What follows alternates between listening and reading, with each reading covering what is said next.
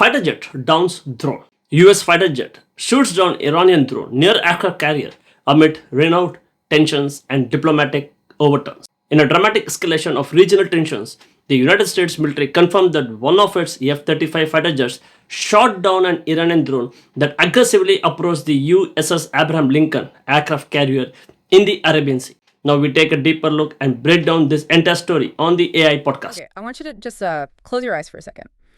Imagine you're standing on the flight deck of the USS Abraham Lincoln. Right. It's loud, you can smell the jet fuel, the salt spray, and you're in the Arabian Sea, maybe 500 miles off the coast of Iran. It's tense, sure, but it's routine. And then the radar just lights up. And in that part of the world, when the radar lights up, your heart rate usually goes right up with it. Exactly. You've got an incoming Monian, an Iranian drone, a Shahed 139, and it is not just, passing by to take a few pictures. It's maneuvering. It's coming in hot. Which, in naval terms, that is practically a declaration of intent. You don't maneuver at a carrier strike group unless you're trying to prove a point. Or start a fight. Right. So the decision is made in seconds. An F-35 Lightning II, we're talking the Ferrari of fighter jets, it just screams off the deck, locks on, and boom, obliterates it. Gone. $100 million jet, vaporizing a drone that probably costs less than a luxury car. The cost asymmetry of modern warfare is a whole other deep dive, but yeah, it's a violent, definitive, kinetic engagement. But here's the kicker. This is the part that makes your head spin. At the exact same moment that F-35 pilot is banking away from a fireball, diplomats in D.C. and Tehran are frantically burning up the phone lines, through mediators, of course, trying to set up a nice, polite peace summit. For this Friday in Turkey. It's this incredible cognitive dissonance. It's like the geopolitical equivalent of punching someone in the face while texting them to ask if they want to grab lunch. It's a strategy, for sure, but it is a very, very high-wire act. And that is exactly what we're unpacking today. This whole phenomenon of fighting while talking. We've got a massive stack of sources to get through, everything from, military logs, from CNTCom, oil market analytics, and some truly grim human rights reports coming out of Iran. Our mission today is really to connect these dots. Because if you just read the headlines, it looks like random chaos. But when you start to layer the military strategy over the economic desperation and the trauma of the recent past, a pattern starts to emerge. A dangerous one. A very dangerous pattern, but it's there. So let's start with that spark, that incident in the Arabian Sea. We hear about drone intercepts so often now it almost feels like background noise. But this wasn't just some toy buzzing the tower, was it? No, absolutely not. And I think that's a crucial distinction. The Shahed 139 is a serious piece of military hardware. It's what's called a loitering munition. It can hang around, conduct surveillance, and then just dive into a target. So when CNTCom says it unnecessarily maneuvered toward the carrier... That's polite military speak for it was simulating an attack run. And for the commander of that carrier group, you don't really have the luxury of waiting to see if it's a simulation or the real thing. You have seconds. You don't know if that drone's carrying a camera or a warhead or if it's a decoy to distract you from something else entirely. In that environment, unclear intent is a hostile act. You shoot first. You ask questions later. If you even bother. So the F-35 takes the shot. Now, usually a single drone downing doesn't really move global markets that much. But I was watching the financial charts when this news broke, and the reaction was instant. Oh, it was incredibly sensitive. Brent crude futures jumped, 1.24% almost immediately. And that tells me the algorithms and the human traders are terrified. They are pricing in the what if. You have to remember the context. Just the day before, oil prices had dropped by more than 4%. Right, because of the peace talk rumors? Exactly. The market breathed this huge sigh of relief. They thought, okay, cool, diplomacy's working, supply chains are safe, and then snap. One pilot pulls a trigger, and that entire risk premium just comes roaring back. It really shows how brittle this whole situation is. The global economy is basically hyperventilating over every single radar blip in the Persian Gulf. And for good reason. A massive percentage of the world's seaborne oil passes right through those waters. If fighting while talking fails and just turns into fighting, that 1.24% jump is going to look like a rounding error. We'd be talking about a global energy shock. A huge one. Which brings us to the strategy. Why play this game? Why shoot down drones and park aircraft carriers off someone's coast while you're also trying to set up a meeting? I was reading the transcript of President Trump's comments. It seems strangely deliberate. It is deliberate. It's a strategy often called coercive diplomacy or a dual-track approach. The theory is you ramp up the pressure on one track, the military, the economic force movement on the diplomatic track. You make the alternative to talking so painful that the other side has no choice. Trump was so blunt about it. I have the quote here. He said, "We have ships heading to Iran right now, big ones, the biggest and the best, and we have talks going on with Iran." And then he drops this line, "If we can work something out, that would be great. And if we can't, probably bad things would happen." Probably bad things would happen. Yeah. It is classic Trump. Vague enough to be menacing, but Specific enough that everyone gets it. everyone gets it. The bad things implies a shift from, limited strikes to something much, much broader. It's a threat of escalation. And this ties into the maximum pressure campaign, doesn't it? It's not just about ships, it's about the wallet. Exactly. Since last January, the administration has reinstated maximum pressure. And this isn't just standard sanctions. This is an attempt to completely sever Iran from the global financial system. No oil sales, no banking access, secondary sanctions on anyone who dares to trade with them. The goal being to make the cost of not negotiating higher than the cost of compromising. That's the theory. But this is where I get a little stuck on the logic. Because coercive diplomacy only works if the other side acts. Well, rationally, in the way we think is rational. But does Iran see this as diplomacy? Looking at the response from their president, Masoud Pezeshkian, he seems to be walking a very tight rope. He's in an impossible position. He went on X, formerly Twitter, to confirm he instructed his foreign minister to pursue these talks. But he had to add this massive caveat. He said they would negotiate, provided the environment is free from threats and unreasonable expectations. Which is ironic. Totally ironic, considering an F-35 just vaporized one of his drones. It's a complete contradiction. He's demanding an environment free of threats while an American carrier group is parked on his lawn. But he has to say that. He has to. It's for his domestic audience. He can't look like he's negotiating at gunpoint, even if that's exactly what's happening. So despite all the posturing, the machinery is moving. We've got reports of a meeting in Turkey, possibly as soon as Friday. And the list of mediators is interesting. Turkey, Egypt, Oman, and Qatar. It's a who's who of Middle East back channels. These are the guys who carry the mail when nobody else is speaking. And Qatar, specifically, seems to be doing the heavy lifting. Their foreign ministry called the diplomacy very intensive. Qatar is unique because they play both sides of the fence, and they do it very well. They host the largest U.S. base in the region, Al Udeid, but they also share a massive natural gas field with Iran. So they have skin in the game on both sides. When Washington and Tehran stop talking, Doha usually passes the notes. But why is the trust so low? I mean, obviously, they're adversaries, but the level of animosity in the source material feels deeper. The reports keep pointing back to last year, to the 12-day... You cannot understand this Friday meeting without understanding those 12 days in June. It wasn't a skirmish, it was a war. And I think because the news cycle moves so fast, a lot of people have already filed that away as just, ancient history. It isn't. It is not. Okay, let's refresh the memory banks. This started in June. It started with a massive Israeli bombing campaign. And we're not talking about hitting a few proxies in Syria. This was direct strikes on Iranian soil.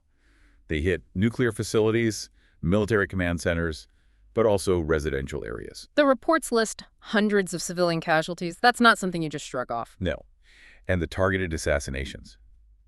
Senior military commanders, top nuclear scientists were killed. Yeah. For the Iranian regime, this was a profound humiliation. It showed their airspace was completely permeable. It showed they couldn't protect their own people. And the U.S. was involved directly, right? Yes. The U.S. joined the conflict to carry out these really specific strikes on hardened nuclear sites. The bunker busters. Exactly. The bunker busters. So from Tehran's perspective, this isn't some theoretical threat. They were being bombed by both Israel and the United States less than a year ago. And they hit back. This is the part that I think changed the calculus for the U.S. Iran didn't just fire at Israel, they fired at the Americans. They struck Al Udeid Air Base in Qatar. That's the same base we were just talking about. The very one. Striking the largest American base in the Middle East was a massive escalation. It showed that Iran was willing to risk a direct, full-scale war with the United States. So when the Iranian foreign minister, Abbas Araghchi, tells CNN they have lost trust in Washington, he is not speaking metaphorically. Not at all. He's looking at the U.S. negotiators and thinking, you bombed my country 6 months ago. And the U.S. negotiators are looking back thinking, you fired ballistic missiles at our troops 6 months ago. That is the baggage they are dragging into this meeting room in Turkey. It's heavy. It's incredibly heavy. So why meet at all? If the trust is at zero, why even sit at the table? Because the alternative is worse. And because Iran has a gun to its head, but it's not just the U.S. holding it, it's their own people. Let's pivot to that, the internal situation in Iran. We've got reports of these protests that started back in December in Tehran and then spread nationwide. This feels like a critical piece of the puzzle. It is the variable that forces their hand. This unrest is the direct result of that maximum pressure campaign. When you cut off a country's revenue, the currency collapses, inflation spikes. Suddenly, the price of bread and fuel just goes through the roof. And when people can't feed their kids, they stop caring about geopolitics and they hit the streets. They do. And the regime's response was brutal. But what's fascinating here is the data fog. We have two very different stories about the death toll, and the gap between them tells you everything you need to know about the information war. The numbers are just wild. The Iranian government itself admits to about 3,000 deaths. Right. And let's just pause on that. For a government to admit that 3,000 people died in internal unrest is staggering. That's an admission of near civil war levels of violence. Usually you see regimes try to downplay those numbers. But they frame it as fighting terrorists. Standard playbook. They claim most of those casualties were security personnel or bystanders killed by rioters. They're painting themselves as the victims. But then you have the human rights activist news agency HRANA. They're a U.S.-based NGO, and their numbers, well, they paint a much darker picture. They report 6,854 deaths, and they say the vast majority were protesters killed by security sources. But the number that really shows the scale of the crackdown, the one that just makes my jaw drop, is the arrests. Over 50,000. 50,235, to be precise. I mean, just think about the logistics of that. Arresting 50,000 people, that means your prisons are overflowing. It means you're turning stadiums into detention centers. It speaks to a regime that is terrified of losing control. And they're not just arresting locals. They've grabbed about 139 foreign nationals, too. Hostage diplomacy. You arrest foreigners, accuse them of spying, and use them as bargaining chips. But it also serves the narrative. Supreme Leader Khamenei calls the unrest a coup attempt. By arresting foreigners, he can tell his people, see, this isn't about the price of bread. This is the U.S. and Israel trying to overthrow our government. It's a convenient narrative. It's a survival narrative. But here's the trap it creates for his own negotiators. If the Supreme Leader says the U.S. is orchestrating a coup, how can the foreign minister go to Turkey and shake hands with the Americans? It looks like surrender. That's the bind.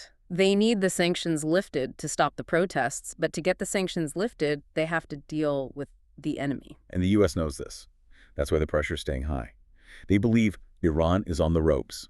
They think if they just squeeze a little bit harder, they'll get everything they want. So let's look at the actual deal on the table. If they do get into that room in Turkey on Friday, and that's still a big if, what are they actually trading? Because Iran has drawn some very thick red lines. Foreign Minister Arachi has been explicit. The talks must be strictly limited to the nuclear program. So, you can look at our centrifuges, but don't you dare look at our missiles. Precisely.